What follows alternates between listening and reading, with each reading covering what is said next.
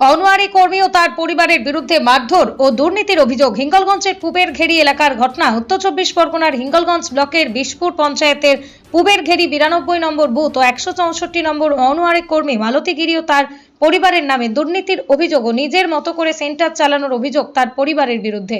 বিক্ষোভ দেখায় গ্রামবাসীরা। বিক্ষোভকারীরা বলেন, সেন্টারটা আগে যেখানে ছিল সেখানে নিয়ে যেতে হবে। সেন্টার অনওয়ারি কর্মীদের বাড়িতে চালালে হবে না। বাচ্চাদের ও মায়েদের সাথে খারাপ আচরণ করা চলবে না। খাবারের মান ভালো দিতে হবে। এমনকি এক অভিভাবককে মারধর করার অভিযোগ নেন বিক্ষোভকারীরা। কালকের ডেটটা কই? আচ্ছা, তাহলে তুমি এটাই তুলে নাও। কালকের স্কুলটা হয়ে গেছে, সেই ডেটটা কই? 24 তারিখের মধ্যে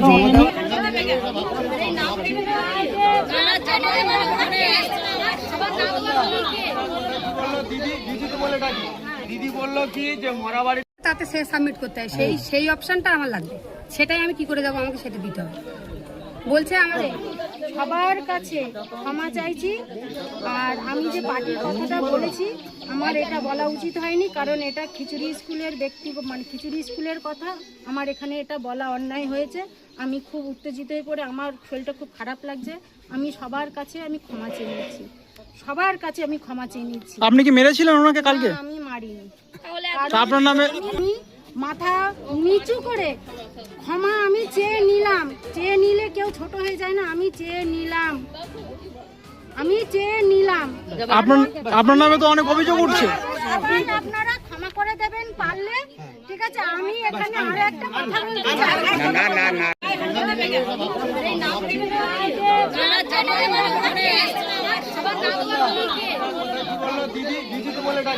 দিদি বললো কি যে মরাবাড়ি আমার তো খাতাপত্র আছে, এগুলো আপনারা আমার সঙ্গে একদিন অফিসে যাবেন। আমি এখানে এইভাবে তো খাতা করে তো পারবো না। আমার সুপারভাইজারের সামনে খাতাটা খুলে আপনাদেরকে দেখাবো কোন বাচ্চাটা আসেনি, তার নামটা প্রেজেন্ট করে আমি খাবারটা তুলে নিয়েছি। এখন ফোনের যুগ, ফোনে এন্ট্রি করতে হয়। ফোনে এন্ট্রি করে যে বাচ্চাটার নাম ওঠে, যেদিন প্রেজেন্ট হয় সেদিন ছাড়া সেই বাচ্চাটার খাবার ওঠে না।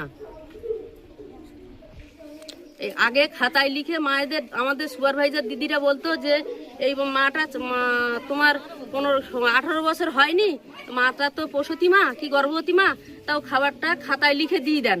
কিন্তু এখন সেটা আর দেয়া হয় না, কারণ ফোনে না উঠলে খাবারটা দেয়া যায় না। এইভাবে আমি অনেক মায়ের খাবার দিয়েছি, সেই সব পয়সাগুলো আমাদের কেটে নিয়েছে। সেইখান থেকে আমরা এটা বন্ধ করেছি। ওইভাবে আর খাবার তোলা যায় না ভাই। তার যদি খাবার নিতে এসে ক্যান্টিন নিয়ে এসে দিয়েবেন, ছেড়ে দেবেন, চলে যাবেন। বাড়ির উপরে তো এই জন্য ওরা কথাটাই এই স্কুলটা কিন্তু বাড়ির উপরে, আপনারা কিন্তু নিয়ে এসেছেন, কিন্তু তাই জন্য কিন্তু এসছে সঙ্গে যুক্ত আমি এসেছি এখানটায় এই মিটিংয়ে ডেকেছে তাই। তবে ওনাদের ব্যবহারটা এতই খারাপ লাগলো যে ওনার স্কুল কিন্তু বাড়ির ভিতরে স্কুলটাই ব্যবহার করছে। এবং স্কুলের যিনি হেডে দিদি আছে মালতী গিরি, উনি চাইলেই মেটাতে পারতো, কিন্তু উনি মেটাতে চাইনি। উনি ওনার ভাই বউ এবং ভাইয়ের ছেলে ভাইকে দিয়ে ওই শম্পা দাসকে কালকে হেনস্থা করিয়েছে, ঠেলাঠলি এবং মারধরও পজিশন চলে গেছিলো। আমরা এই মতো বলতে চাইছি যে স্কুলটা ওনার বাড়িতে না রেখে স্কুলটা ওই আরেকটা জায়গায় আছে, স্বাস্থ্যকেন্দ্র, ওখানেই ICDS স্কুল আছে, কিন্তু আগের দিনে ক্লাব হিসেবে ব্যবহার করতো। আমরা আজকে যখন এই অত্যাচার হচ্ছে, তাহলে অবশ্যই এই মায়ের উপরে অত্যাচার হয়েছে, প্রত্যেকটা মায়ের উপরে। এর জন্য আমাকে বাইরে বের করতে হবে।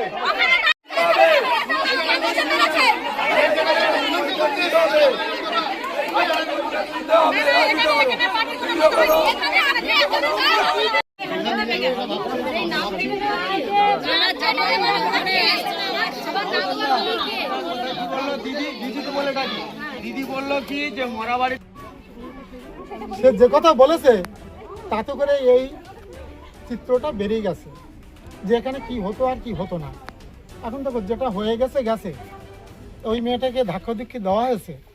দেওয়া হবে, নাম কেটে দেবার ওনারা কে যে যে পড়ায় এখানে সে বলতে পারে যে কি ভুল হয়েছে, তারা বলতে পারে। পাশের লোকজন এসে গা ধাক্কা দিচ্ছে, এরা কেন গা ধাক্কা দেবে? ভাই বউ আসছে, ভাই আসছে, বাচ্চা কাচ্চারা মিলে সবাই একটা মানুষকে সবাই মিলে থেকে ধরছে। যে পড়ায় সে বলবে, পাশের লোক কেন বলবে?